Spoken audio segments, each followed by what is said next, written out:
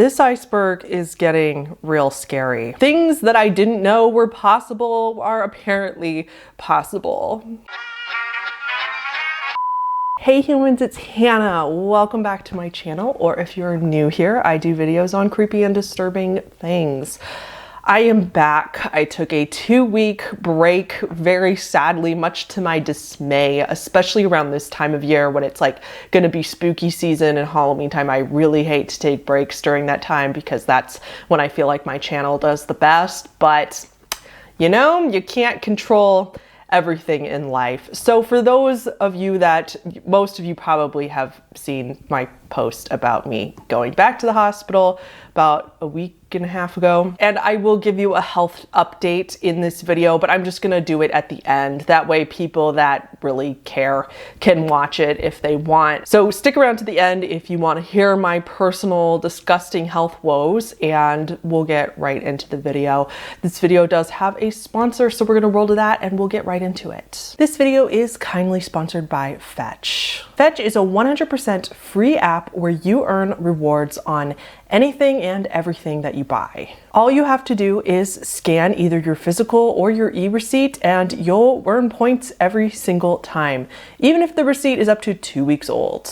That means that if you download the app today, you can scan your receipts from the last couple of weeks and earn rewards on those too. I've been having tons of fun with this app since I got it. I'm now up to 16,686 points as of filming this. It's just one of those apps that you might as well just get because it's free and you're just getting points on things that you were gonna buy regardless. You'll get to redeem points for tons of rewards, including gift cards to Amazon, Bath & Body Works, Nordstrom, Target, Starbucks, Barnes & Noble, Wayfair, Sephora, like tons and tons of choices. So then the other really fun thing is that Fetch has these partnered brands right when you open the app that show up.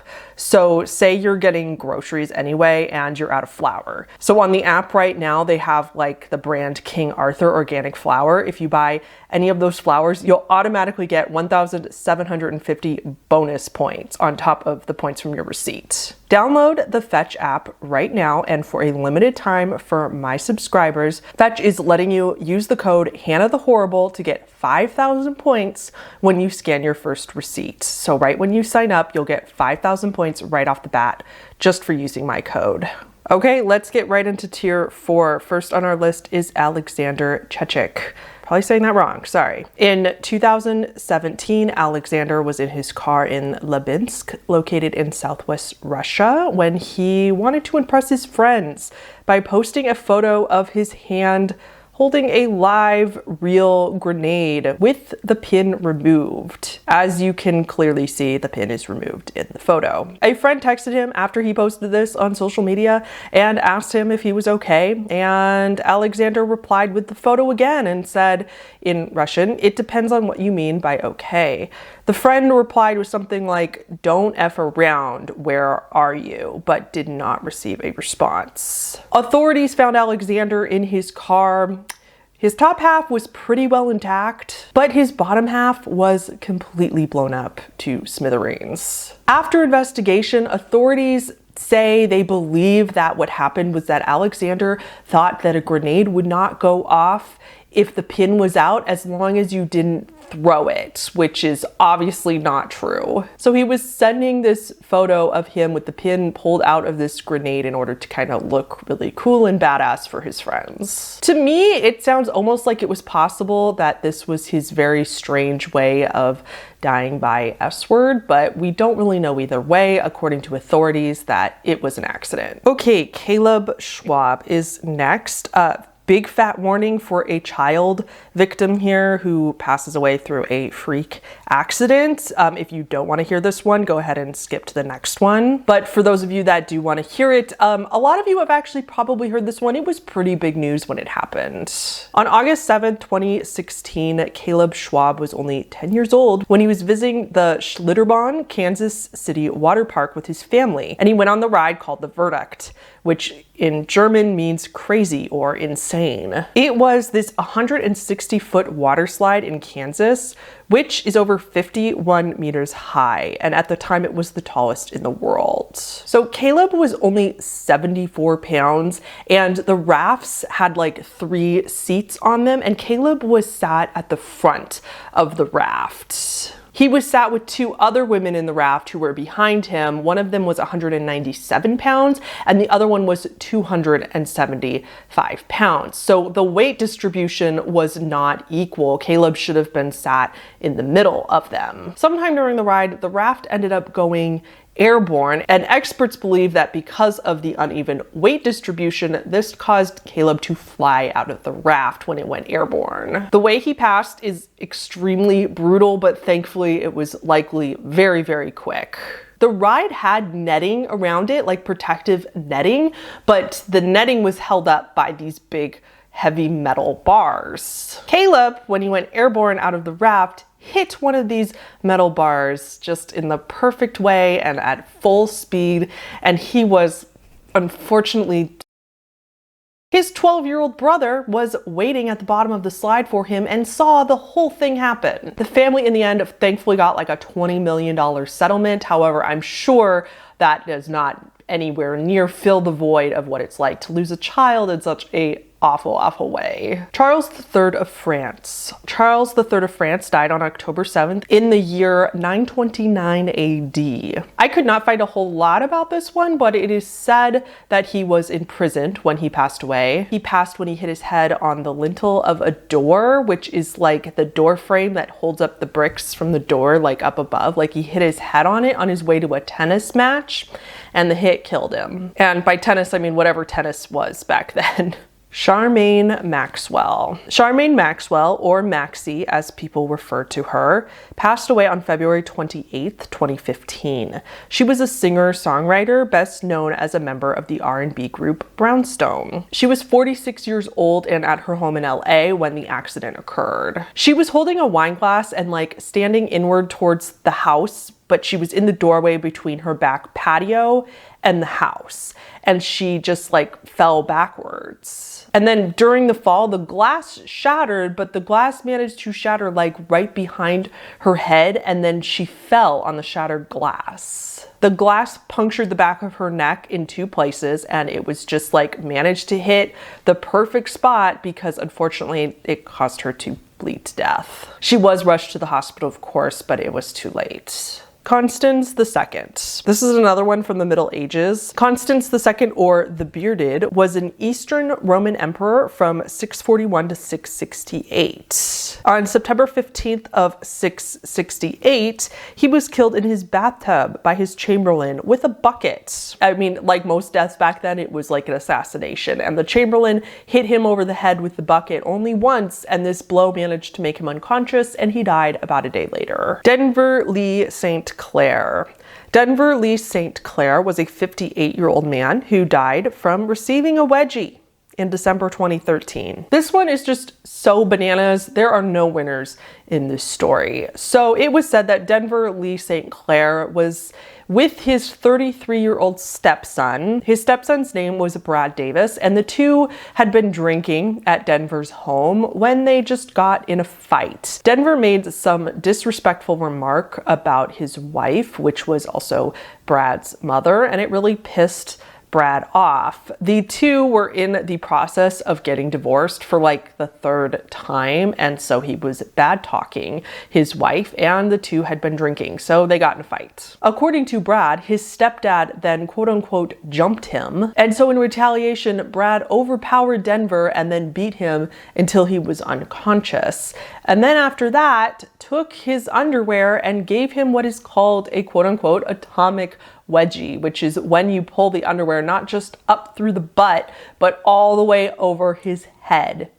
and then Denver ended up suffocating. I'm guessing that Denver, who was unconscious, at least mostly from the beating that he had received, was not able to then take it off of his head, and so it caused him to die. So he did technically pass from blunt force trauma, but also suffocation from the wedgie. While Brad seems just so lovely and charming, Denver had been accused by several people in the past of physical and emotional abuse. But regardless, as is right, Brad was arrested and charged with murder. He eventually pled guilty to the lesser sentence of first-degree manslaughter, and he's currently serving the 30-year sentence for that. Eating too much black licorice. This man does not have a name, as his case was published in the New England Journal of Medicine, and so they keep the name confidential. But it really did happen. A 54-year-old construction worker passed away after he ate way too much black licorice. The man was from Massachusetts, and like I said, he was a construction worker. While overall he was healthy because he was relatively young and didn't do anything super unhealthy other than the fact that his diet consisted mostly of candy. A few weeks before he passed, he had been eating mostly just like the fruity soft candy and tons of it, which isn't good, but it didn't kill him. A few weeks before he passed, he switched to black licorice. Real black licorice has something called glycyrrhizic acid in it, which is extracted from the root of the licorice plant. In normal amounts, this is totally fine, but if you eat too much of it, it can cause your potassium levels to drop, and in extreme cases can cause heart failure. Now, mind you, this guy was eating this licorice, like tons of it, packs, possibly pounds every single day for weeks up to this, and it just like made his organs shut down.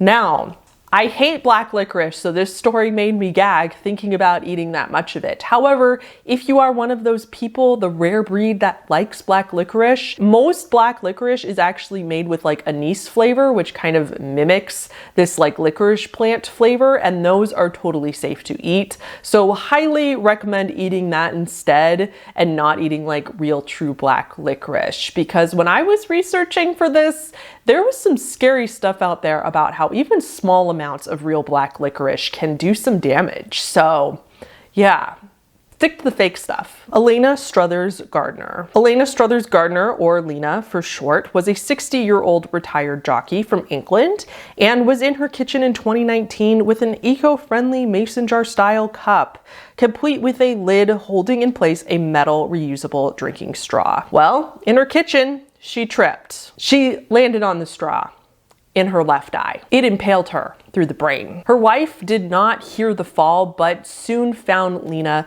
laying like pretty much unresponsive in the kitchen, making some awful noises, and of course called the ambulance right away. Now, mind you, Lena did have scoliosis, so she was extra prone to falling. However, still, oh my gosh. Empedocles. This is another one from the BC area, but oh my gosh, it's also just bananas. Fun fact, Empedocles is the originator of the theory of the four elements: earth, water, fire, and air. Of course, this is another one that is just so old we cannot possibly verify this for sure. But one of the legends say that Empedocles threw himself into the fires of Mount Etna in Sicily because he wanted to prove to his disciples that he was immortal and that by jumping into Mount Etna, he would come back as a god. Francis Daniel Brohm. This one was absolutely one of the inspirations for that awful scene in Hereditary. Francis Daniel Brohm was a 23-year-old Georgia man who was the passenger in a car while his 21-year-old friend, John Kemper Hutcherson, was driving the two home from the bars in the middle of the night. So they're both hammered and driving. And while they're driving, Francis becomes nauseous, and thinking that he's going to throw up, he doesn't want to throw up in the car, he sticks his head out the window. The truck hit a support wire of a telephone pole at full speed and decapitated Francis. The friend was apparently so drunk that he didn't notice what just happened to his friend in the passenger seat, so he kept driving. He must have been blacked out drunk and somehow driving, and he managed to make it home. He parked at his house, he went inside, and he passed out. He woke up the next morning covered in his friend's blood, and authorities had come to his home to arrest him after some witness had walked by and seen the rest of Francis's body hanging out of his car. It was proven to be a true accident in the end, and so his friend only spent a few years in jail. They did later recover the head at the scene of the accident. A lot of people on this one don't believe that his friend didn't notice. I think that his friend was probably so blacked out drunk that he thought that that was a dream or something like that. I cannot imagine that he actually knew what had just happened, because he didn't try to get away with it. Like, he left his crime scene just right behind him, and it led literally a trail of blood right to him. So I do believe that it was a genuine accident. They were just being really negligent and, I mean, dumbasses. Frank Hayes. Frank was a jockey. He won a race on June 4th, 1923 in New York while riding the horse named Sweet Kiss. However, he won the race while no longer alive. In the latter part of the race, the 22-year-old man suffered a heart attack and passed away while on the horse. But the horse kept going and won the race by a head. He is so far the only jockey known in history to have won a race after dying. Now, you may be thinking how he managed to have a fatal heart attack when he was only 22 years old, as that is extremely rare. But it turns out that he had gone from 142 pounds to 130 pounds in a very, very, very short amount of time, because he wasn't a regular jockey, and so in order to be in the race, he needed to meet this weight requirement. So it's thought that he lost weight in a very short amount of time, and it put really tremendous strain on his body. George Plantagenet, Duke of Clarence, was around in the 1400s. The story goes he was prosecuted by his own brother Edward for treason, and as a result was quote-unquote privately executed on February 18th, 1478 by being drowned in wine. What a way to go. Georgi Markov. Georgi was a Bulgarian writer. Later in his career, after moving to London, he started writing for the BBC. In his writings, he was extremely critical and even at times vitriolic towards the Bulgarian regime. In 1978, someone from the Bulgarian Secret Service, who was at the time associated with the KBG, assassinated Georgi. He was waiting at a bus stop one day when he felt this little prick in the back of his right thigh. When he turned around, he found a man who was like apologizing to him, quickly picking up the umbrella and kind of walking away pretty quickly, as if he had just dropped the umbrella and on accident like hit Georgi with it. However, when he arrived at work at the BBC, Georgi's leg still hurt, and he saw this little pinprick where he was poked with the umbrella. The umbrella, it turns out, had actually been tampered with to deliver a tiny, less than 2mm pellet into Georgi's leg. The pellet had some kind of poison in it. We don't know for sure, but it was likely ricin, which, thanks to Breaking Bad, we all know what that is.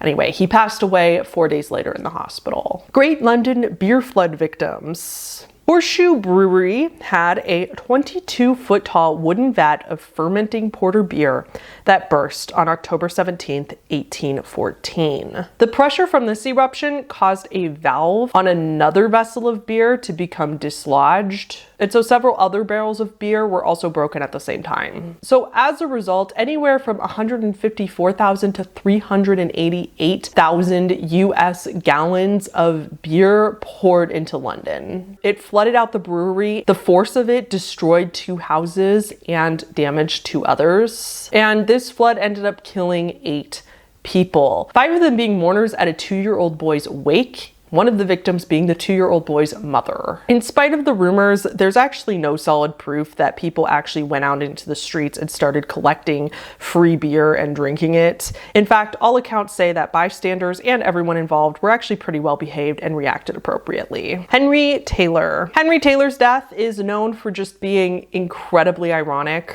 He was a 60-year-old pallbearer, you know, the guys who carry caskets at funerals. In 1872, he dropped his part of a casket while at a funeral, and his fellow pallbearers dropped their part of the casket right after he tripped because they were trying to not get hit by it themselves. And as a result, the casket fell full force on Henry. Isadora Duncan. Isadora was an American dancer who primarily danced through Europe. On September 14th, 1927, Isadora was a passenger in one of those super old school cars. I'll show you a picture of a similar model here. She was wearing this very, very long flowing scarf on this day, as the car didn't have like a roof as old cars don't, and so it was very cold, so this is what she was wearing to keep warm. The scarf was too long. It got caught in the open spoked wheels and the rear axle of the car. This pulled her from the car and broke her neck. She was only 50 years old. John A. Byrnes, Richard Leroy McKinley, and Richard C. Legg. This event was titled America's Fatal Nuclear Accident That You've Never Heard of by Medium.com. SL-1, aka the Stationary Low Power Reactor Number 1, was an experimental nuclear reactor being tested by the U.S. Army in Idaho Falls, Idaho. On January 3rd, 1961, SL-1 had a steam explosion which would end up killing 3 men. The 3 men were trying to bring the reactor back online as it had been off for 11 days for the holiday. Army Specialist John A. Byrnes was supposed to manually pull the control rod part away, but he pulled it out too far. The more technical explanation of everything that happened is on Wikipedia if you're interested, but the short version is that it caused an explosion. John A. Byrnes died instantly due to his burns. He was only 22 years old. Richard Leroy McKinley, who was 27 years old at the time, was found alive but unconscious with a very bad head wound and would pass away a couple hours later. He was also an Army specialist and he was a trainee, and sadly he passed because he was just standing nearby. And then we have Richard C. Legg, who was a sailor and the shift supervisor. He was standing on top of the reactor vessel, so during the explosion he was impaled onto the ceiling and pinned there. However, in spite of the fact that it's probably the most gruesome out of the 3, it was probably the quickest. McKinley actually had the worst one because he took a couple hours to pass after his injuries. The other unique thing about this accident is that in spite of the fact that it's technically a nuclear accident, none of them died from radiation poisoning. John Bowen. John Bowen was at a Patriots-Jets game at Shea Stadium in December 1979. During halftime in the game, the Electric Eagles of the Radio Control Association of Greater New York was doing this show for the crowd using model airplanes that they were flying around the field. One of these planes was shaped like a lawnmower for some reason, and unfortunately whoever was flying it accidentally flew it into the crowd. It struck a man named Kevin Rourke, who would survive, but it would also strike John Bowen, who was only 20 years old and was not as lucky. Witnesses that saw this all happen would say that it looked like John had been attacked with an axe. John Lewis. In 1999, John Lewis's wife came home to find him gone and their lawnmower burnt up. A massive search started for the man, of course, right away, but they wouldn't find his remains until 2 weeks later in a nearby river. And his body was in the river but covered in burn marks. After the investigation, it was pretty apparent to authorities that what happened was that John was trying to make a bonfire in his yard and used gasoline to try to make the fire bigger. But in the process, he obviously accidentally caught himself on fire, and in a panic and as a way to put out the flames, he threw himself in a nearby river, which is pretty logical. I think most of us would do that. However, sadly, somehow, maybe he was just too injured and couldn't get himself out of the water, but he drowned in the river. He was found naked except for his shoes and socks, and his body was also found a whole 1.5 miles away from his home. Kurt Godel, sorry, I'm probably mispronouncing that one too, was a logician, a mathematician, and a philosopher. He was considered like Aristotle's status. Unfortunately, Kurt suffered from some pretty bad mental illness later in his life, specifically paranoia. His close friend had been assassinated, and as a result, Kurt became like super paranoid that he was going to suffer the same fate and that he was going to be poisoned. So because of this, he refused to eat food from anywhere unless it was prepared solely by his wife Adele. However, Adele became ill and she had to be hospitalized long-term in 1977. And so Kurt refused to eat altogether. He would pass away at age 71 on January 14th, 1978 of malnutrition and starvation. He weighed only 65 pounds when he passed, and his wife would then pass away a few years later. Luis Jiminez. We actually talked about this one a while back when I did the Denver International Airport video about all the conspiracy theories and creepy stuff about that airport. Luis Jiminez was the artist and the sculptor who created Lucifer. If you recall, Lucifer is that giant horse statue with the glowing red eyes that's displayed at the airport. At his studio in New Mexico, while making the sculpture, one of the sculpture's sections came loose and pinned Luis against a support beam, severing an artery in his leg and making him very quickly bleed to death. It's one of the conspiracies of Denver International Airport that Lucifer is cursed. If you're wondering how it ended up at the airport, since he passed away while making it, his friends and family decided that they wanted to continue the project, and so they finished the statue for the airport. Mathilda of Austria. Archduchess Mathilda of Austria was set to become the Queen of Italy through marriage, but she never got the chance. She passed on June 6th, 1867 at the age of 18 at a theater in Vienna. She was wearing a very, very flammable gauze dress at the time, and when she got to the theater, she pulled out a cigarette and lit it up and started smoking. However, she saw her father approaching, and her father, who for whatever reason was very, very against her smoking, so she was trying to hide the cigarette. So she hid it behind her back really quick, but the cigarette, again, the dress was very flammable, caused her dress to just light up into flames very quickly, and she became engulfed in the flames. Her family was there and saw the whole thing. Super, super tragic. Peng Fan. Peng Fan was a Chinese chef. This one is, my jaw was open the whole time reading this one. Warning for animal death in this one, so if you don't like that, skip to the next one, but it is animals for the purpose of food. So snakes. Snakes are considered a delicacy in China, and the Chinese people believe that snakes are extremely good for your health. Peng Fan was making a dish with the Indo-Chinese spitting cobra. The snake was alive in the kitchen, but Peng Fan, of course, had to kill it in order to make the dish. So as they do, this is how they do it, they chop the head off. Well, 20 minutes later, when he went to go throw the head away in the garbage, on pure instinctual reflex, and apparently some nerves were still alive, the head of the snake bit Peng Fan in the hand.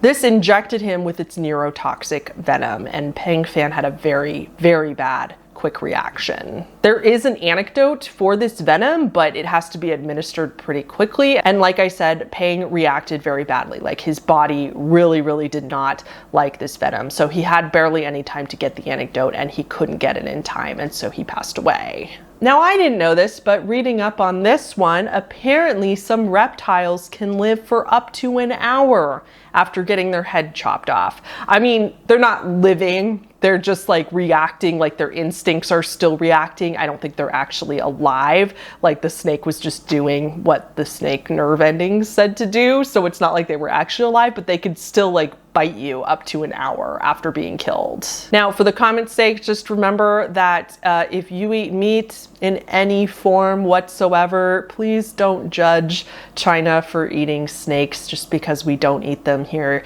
in Western countries. Phillip of France. Here's another Middle Ages one for you. Philip of France was the King of France from 1129 to 1131. He was riding his horse when a black pig came darting out of a heap of poop on the quay. The pig tripped the horse, and the king, as a result, was tossed over the horse's head. Reginald Tucker. This one is from July of 1984. Reginald Tucker was a lawyer. He was only 29 years old at the time. He was attending a holiday party for his work on the 31st floor of his building in Chicago. However, he and his coworker decided to sneak away from the festivities, and they went to the 39th floor of the building. And it said that from this floor, or just higher up in general, it's a lot easier to see the fireworks. It has a really great view, as it was July, so there was, I think it was 4th of July. But either way, anyway, Reginald and his friend were like fucking around up there. They weren't even drinking, they were just kind of messing around and being goofy. They were running up and down the corridors really fast, but Reginald wasn't wearing his glasses, and he really needed his glasses to see. So at one point he was running down the corridor at full speed, didn't see the fact that the glass was there, the wall, the window, and he crashes right into it, and it breaks, and he accidentally falls 39 stories. Much to the shock and horror of witnesses who not only saw the whole thing happen, but portions of Reginald's body were like scattered around the streets of Chicago because of the impact, which he would have died instantly, and all the witnesses had to see that. No winners here either. Oh my God. Roger Mirro. Roger was a 56-year-old man from Palatine, Illinois, and he thought he dropped his cell phone down a garbage chute in July of 2013. He asked a neighbor for the key to the trash room in the parking garage. Couldn't find anywhere why this neighbor had a key to the trash room in the parking garage. I can only imagine that one of his neighbors that lived at the complex also worked at the complex, and so he had a key, and Roger knew him, and so he asked for it. Well, his wife later came home to Roger missing, and authorities were called, and they would retrace Roger's steps, and sure enough, he was found in the trash room. There was a ladder leaning against the trash compactor, and it was pretty apparent that Roger used it to climb in to look for his cell phone. The trash compactor, well, turned on, and you can fill in the blanks. When researching for this, I saw that this happened to another homeless man in New York City like just last month. So this does actually occur, and holy moly. Sam Ballard. Another warning for this one. This one's pretty gag-inducing. It involves a slug. It's really gross. This one's also a little longer. In 2010, Sam Ballard was an avid rugby player, and he was only 19 years old, living his best life. He was at a friend's house in Sydney, Australia. His friends and him were drinking it up and having a good time. A slug comes crawling by on the patio in front of everybody. They kind of started joking about it, and one of the friends like dared Sam to eat the slug. Sam thought it would be funny and harmless, and he wanted to entertain his friends, so not thinking much of it, he did it. Very quickly after eating the slug, like I think within a couple days, Sam became super weak and had this really, really bad pain in his legs. He told his mom about the slug, but his mom was like, there's no way that a slug could do that. Slugs, I mean, that's gross, but it's harmless. But it was not harmless. What Sam didn't know at the time was that the slug was sick. It was infected. It was infected with something called rat lungworm, which was then transferred to Sam when he ate the slug. Rat lungworm disease is a parasitic worm. It's named because it lodges itself onto a rat's lungs. It goes through the digestive tract and then is later pooped out of the rat. Then a slug or a snail or a frog or some other small creature comes along and comes in contact with the rat poop or eats some of it, and bam, this creature is now infected. And this was the case with this slug. However, these parasitic worms can't go through the digestive tract of a human the same way that they pass through a rat. And so if a human becomes infected with it, they will eventually travel to the brain, and then you get sick. And Sam happened to have a very bad case of this disease. Now, don't be too paranoid about this because, you know, like eating undercooked foods and everything. I did read that most people that get afflicted with this disease, it's actually not that severe and they have some symptoms, but I think they eventually recover. It just so happened that Sam had a really, really bad case of it and he didn't. It was just, again, like this freak, crazy circumstance that doesn't usually happen. So Sam eventually went into a coma, and he would stay in a coma for more than a year. It was like over 400 days. And then when he woke up from the coma, he was like completely paralyzed and needed care 24/7. In spite of this, Sam's family and friends didn't believe that he lost any mental abilities. They felt like when they were talking to him, he understood them. In 2018, Sam would pass away from the rat lungworm disease, 8 years after eating a slug on a dare. Themistocles. This is another one for the BC era. He was a politician and a general. It was rumored that he passed away by S-word after poisoning himself or drinking bull's blood in protest against the war on Athens that the great king wanted him to start. However, this one is actually pretty well known to be debunked. It's way more likely that he just passed away from natural causes. Truis Hellevik. This was the guy from the Byford dolphin incident. We talked about this one in the Do Not Research Iceberg, so I think I'm just gonna insert the clip here explaining what happened. The problem with making videos is that you forget all the research you did like a few weeks later, and instead of researching this all over again, I think since I've already explained it, I'm gonna just put it in here. In spite of all the dolphin topics we've talked about in this series, this one is surprisingly not about a dolphin. The Byford dolphin was actually a drilling rig that was developed by dolphin drilling. A drilling rig is typically what we think of as the machinery that goes into the ocean to drill for oil.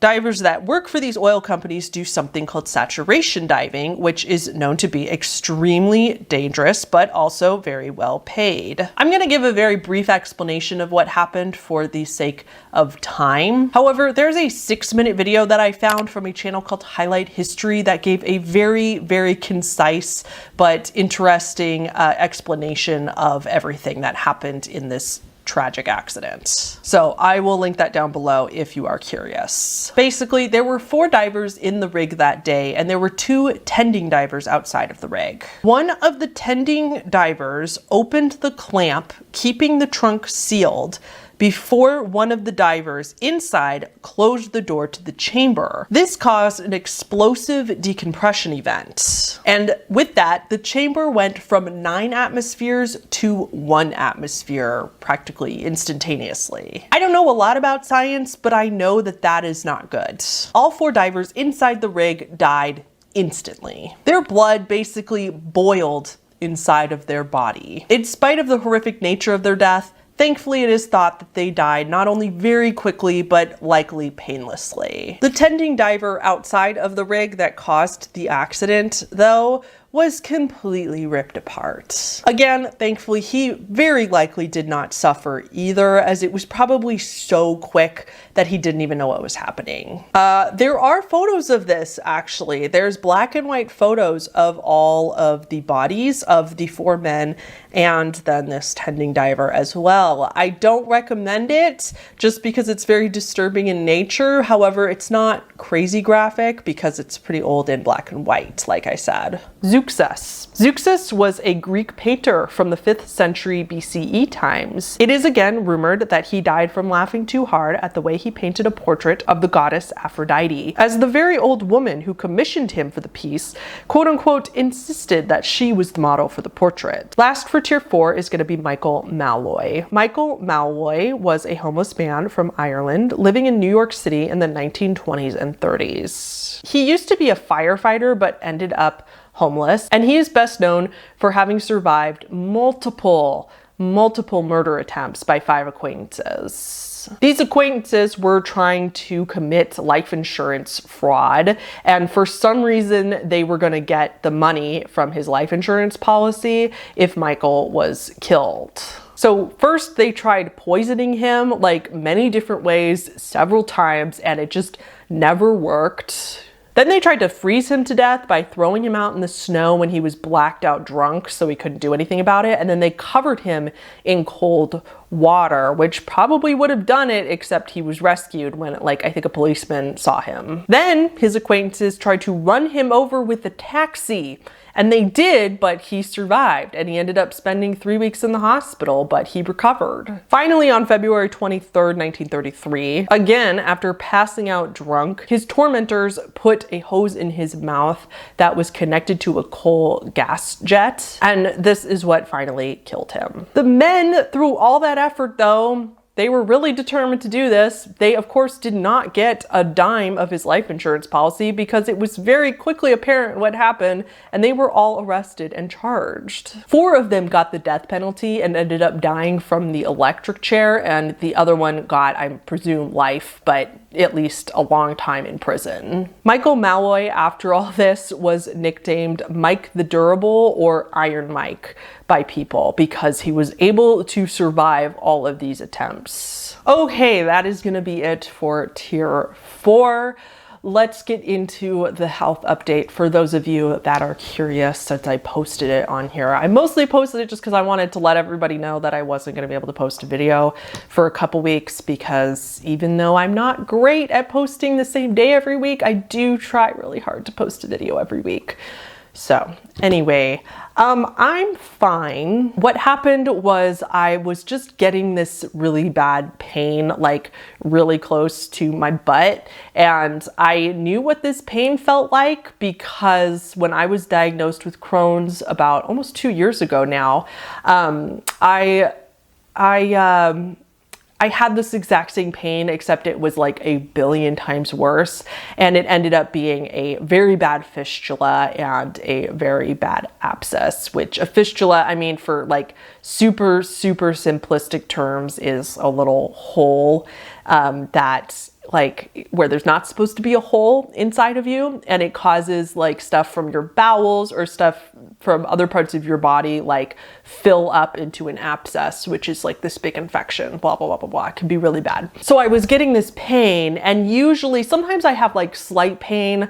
It just goes with having Crohn's, but it was getting worse, and it was getting worse like pretty quickly. Like it was bad the morning before I went to the hospital, and then it just like escalated. Like I went to an appointment in the afternoon, and I remember I came home and I just had the worst night ever because I was in so much pain. Like it just went really downhill really quick. And then on top of that, I always know it's a big red flag if I have a fever.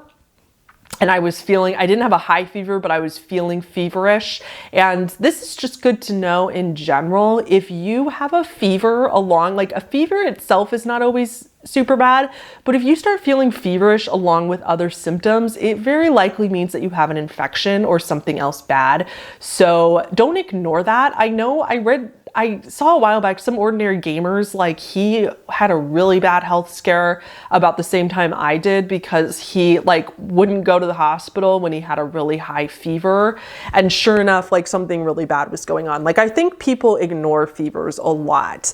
And it was the fever for me that was like really the red flag that I was like, okay, I must have another infection because I knew what it felt like. So I waited till the morning because I knew my parents would have to drive me to the hospital and I didn't want to wake them up. And so I waited till like 7 a.m. or something, and I called them. And I was able to drive to their house so that I could drop Winnie off with them, and they were able to watch her for the day so that I could go to the hospital. So my dad drove me to the hospital. It was a pretty long wait. The poor hospital is so full, but I have to go to this one hospital because that's where my doctors are. My Crohn's team works there.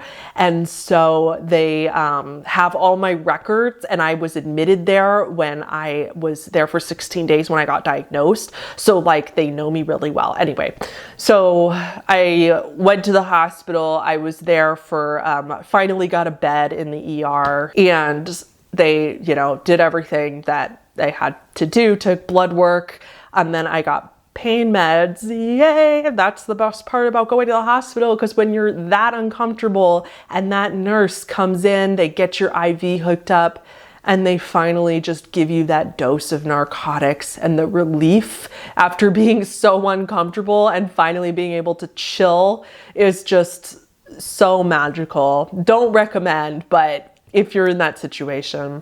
I got a CAT scan, which I've had so many CAT scans in my life, and sure enough, they detected that there was something going on down there right where I thought. So my colorectal surgeon was paged, and like I said, he works in the hospital. He helped me with the first fistula, and he was paged. He remembers me very well because I'm one of those very, very bizarre not bizarre.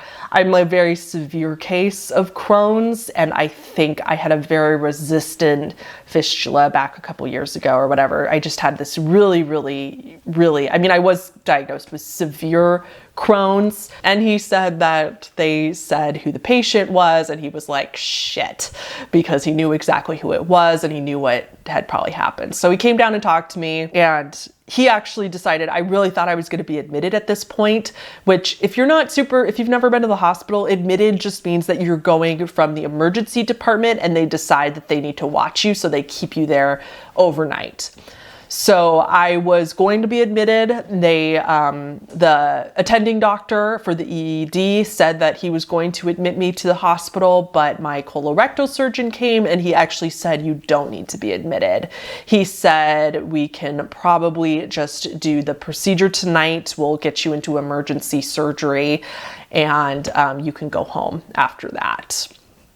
But he didn't know what he was going to do because based on the CAT scan results, we didn't know how bad the abscess was or what was really going on, what happened after that. So that was a big relief too. If you've been to the hospital, you know how nice it is when they can just send you home. Not only that, but because they're so busy, if I didn't need to take up a bed, I really didn't want to because there was somebody that probably needed it more than me.